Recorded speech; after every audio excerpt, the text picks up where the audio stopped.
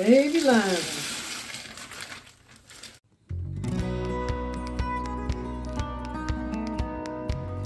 Howdy folks, I welcome you to Hirschberg's Miracle Homestead. I am Martha and the kitchen action today is vegetable beef soup. As you can see, we have the meat and the broth here. The meat had been in the freezer and we pulled it out, and now I'm going to prepare the meat. There's different ways you can do it. You can brown the meat if you want to before you put it into the soup. I prefer, and since I'm the cook today, it's the way I'm going to do it. I'm going to put it in a roaster, add beef broth, and bake it for about 2 hours. And that will cook the meat as well as create a beef broth that will go into the soup. So that's what we're going to do. I'm making a big enough batch that we can have for a meal and then can some as well. Some of the pieces are pretty big and I like the meat going into the soup ready to go. So I'm going to set this aside.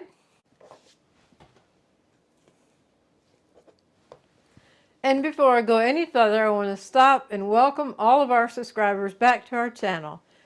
If you're a new subscriber, we give you a hearty welcome to our channel. We hope you enjoy the journey with us. And if you're just passing through, we hope you enjoy the video and consider subscribing. It's nothing like a good bowl of hot soup on a cold, wintry day.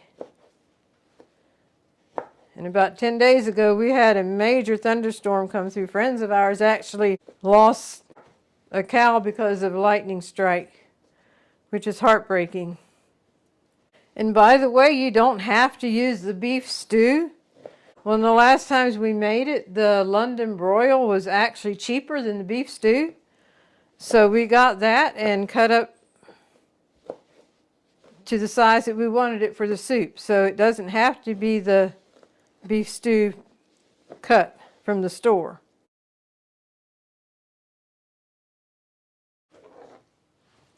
We're done with the cutting up. And now let me get cleaned up and we will proceed on. This will make yummy gourmet dog food. So we'll cook this with some vegetables and add rice to it and give them a huge New Year's treat.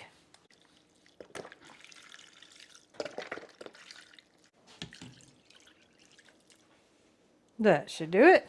Now we'll want to cover it with a heavy-duty Reynolds Wrap. So make sure it's tucked up here tight. We'll put this in the oven, preheated to 350 for 2 hours. The stew meat is out of the oven, looking mighty fine. I'm going to put it in jars, and after it's cooled down, put it in the refrigerator. This is a 3-quart jar and a 2-quart jar, so we'll see what of this we need.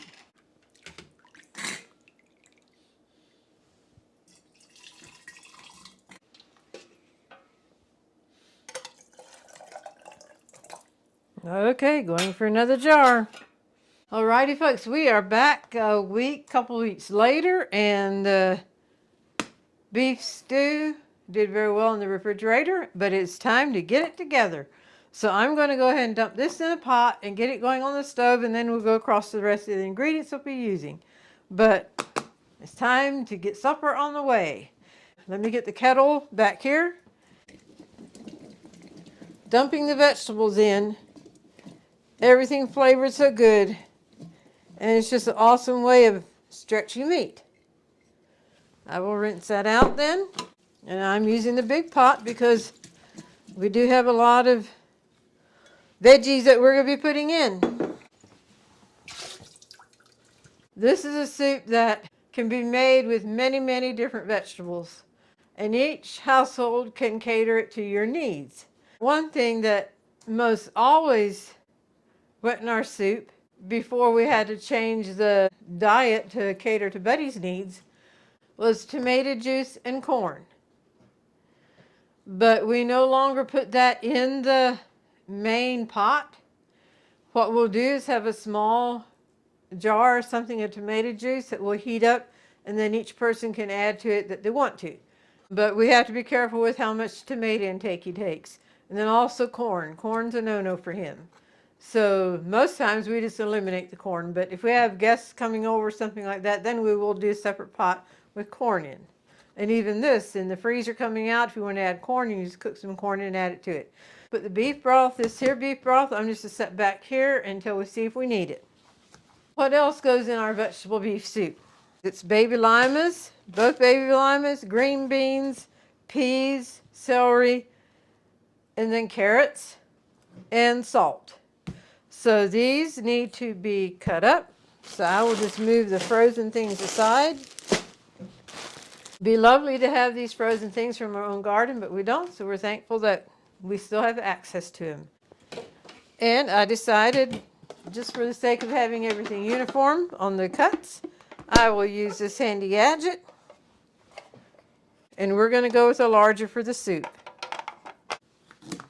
And it would be interesting to know what some of the ingredients are you like in your vegetable beef soup. Whether you can actually eat it, or whether you know you'll like it, but you have to refrain from eating it anymore. That carrot has a curve in it.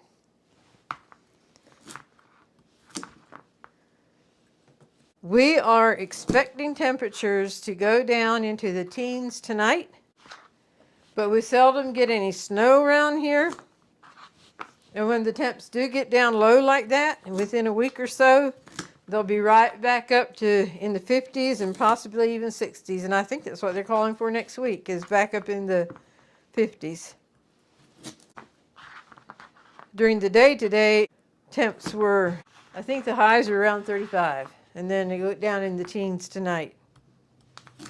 One thing we can do for the dogs to help them stay warm is make sure they're well fed. Well, they have plenty of dry food, their normal dry food. But the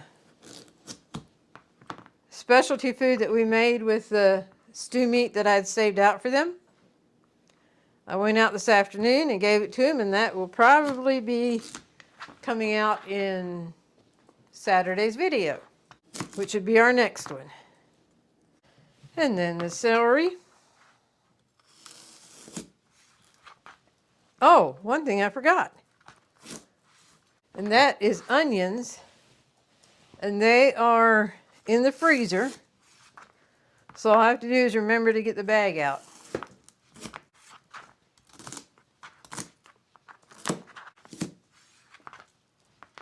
Locations where you're at. Do you see a lot of snow or little snow? Whenever there's snow around here, the children get all excited because we just don't have many snows.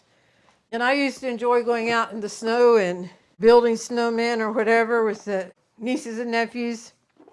Place these in here like that and come down with it. And there we go. But the last snowman I built, I took a picture of it. I'll have to see if I can find it. It was just a little itty bitty snowman, small enough to fit on a dustpan. And I carried that in the house for Mom to see.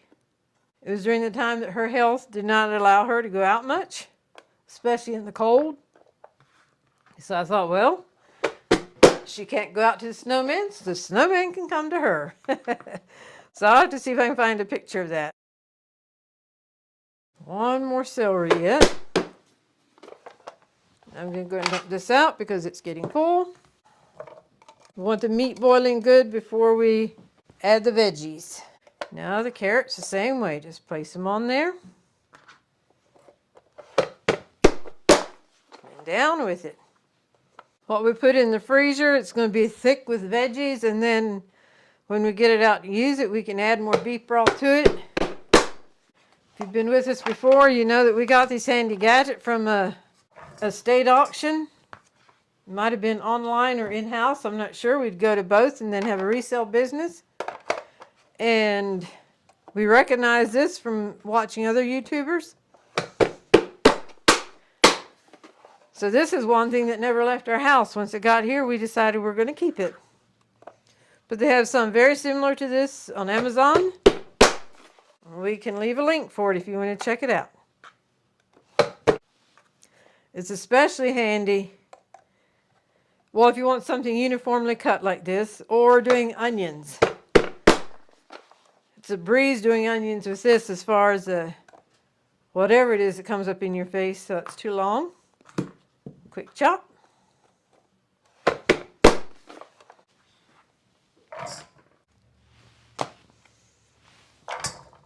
And I do want to thank those of you who have shopped through our Amazon link. We get a small commission at no extra cost to you, and that's very helpful, and we thank you very much. Oh, yes. Let me turn it down. All right, I'm going to give it a stir. And I can tell right now, it's going to take this extra beef broth. So we will go ahead and pour it right in there.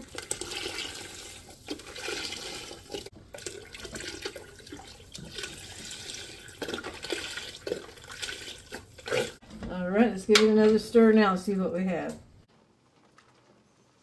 We'll put the lid on that, let it come up to a rolling boil. You might have a little behind the scenes deal here, but we're trying to get that we can get some close-ups of the food. And so this right here is to my cell phone, and that's right down on here. So that's what you see when I'm in and out of the kettle. All right, the steam is rolling out. Take this off. Here we go with the celery and the carrots. Get all the goodies out. Let's see what we have there. Let that come back up to a boil. All right, I'm going to go ahead and put the onions in now. And these are frozen. They were in the freezer. There we go. You tilt the lid away from it, it helps the steam to go. Oh, yes, it's a rolling boil. So we'll turn it down and let it simmer for maybe 5 minutes, and we'll add the frozen stuff. Isn't that a beautiful sight? All right, I'm going to put this back up because there's going to be a lot of cold going into the pot. And this is baby lima beans.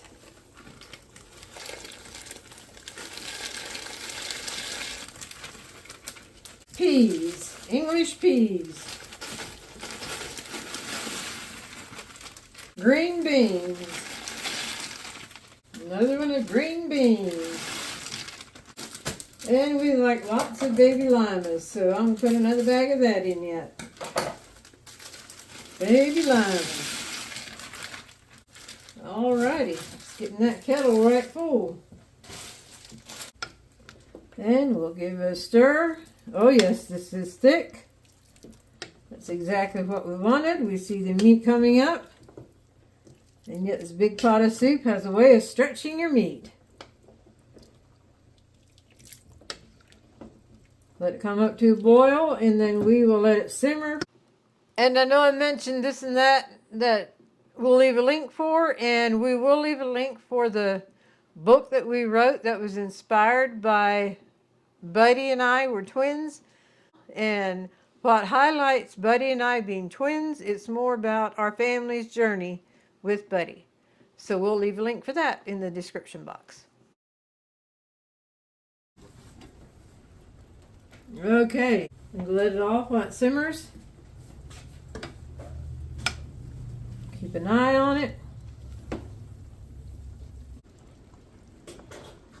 And while this is cooking, I'm going to put some cornbread together. I'm just going to pick up some of these vegetables. Peas, green beans, lima beans, carrots, meat. And I see an onion there. Good eating coming up. Okay, I'm going to go ahead and put some salt in it. And there again, it's just to taste, however much you want. I would say our soup is ready. So I will turn the burner off. Our cornbread is in the oven. And we'll be ready for chow down in a few minutes.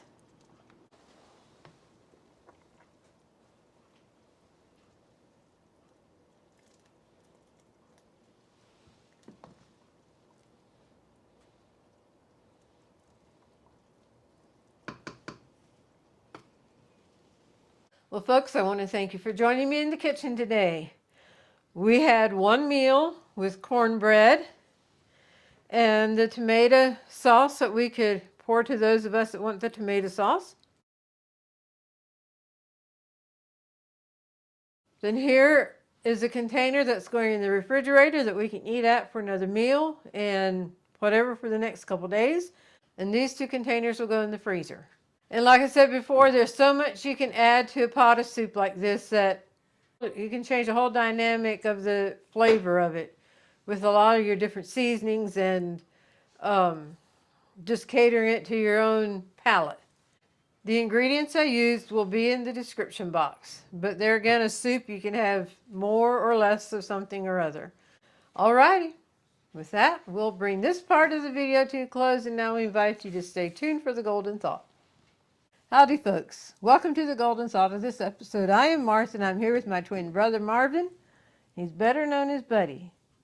He's our very special brother, and so when we refer to Buddy, well, this is who we talk about in our videos. The Golden Thought for today. To be kind is more important than to be right. Many times, what people need is not a brilliant mind that speaks, but a special heart that listens. And that's powerful. It's so true that to show kindness, to be able to take time to listen. A person speaks more than just in an audible way. Body language also speaks.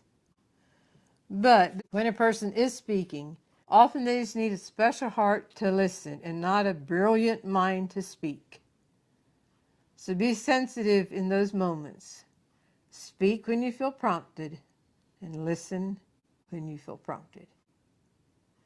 We thank you all for joining us today. We hope you've been blessed and inspired and encouraged. And with that, we'll bring this episode to a close. Thank you and God bless. All right, Buddy, you're doing so good. I told you people like when Buddy's with us on the Golden Thought. Yes, that's right, that's right. If you like it when Buddy's with us with the Golden Thoughts, why, say yay, Buddy, in the comments.